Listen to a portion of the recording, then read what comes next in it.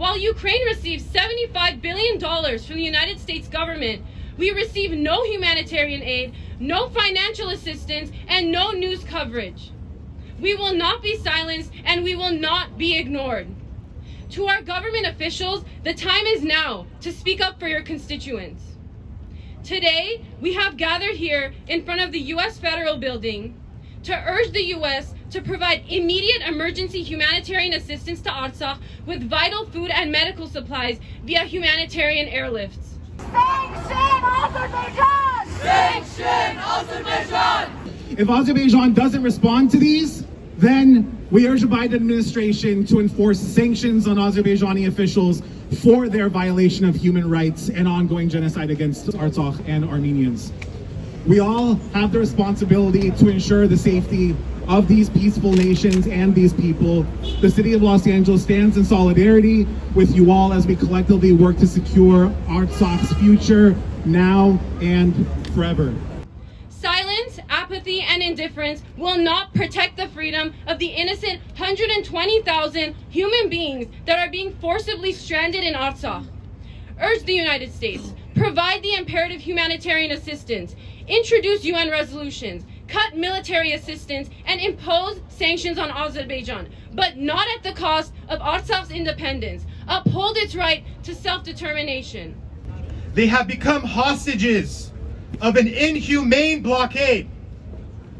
Imagine for a moment a child, her lips dried, standing in line, waiting for her turn for just some water. Or those who are in line as we stand here today for just one piece of bread. Picture families rationing every bit of food, uncertain about the next meal's arrival. This is the unfortunate reality for the people of Artsakh today. End the cycle of genocide! End the cycle of genocide! End the cycle of genocide! When Russia actually has much more to gain from its relationships with Turkey and Azerbaijan, and especially when the Pashinyan regime in Armenia itself is the willing third party in a menage a trois with the Turkish-Azerbaijani tandem. But just last week, when we also witnessed the United Nations Security Council, the ultimate hub of the world's leadership, come together to supposedly deliberate on the situation in Artsakh, in yet another disastrous failure of leadership, Artsakh and its inhabitants were given nothing more than lip service by the leadership of the world.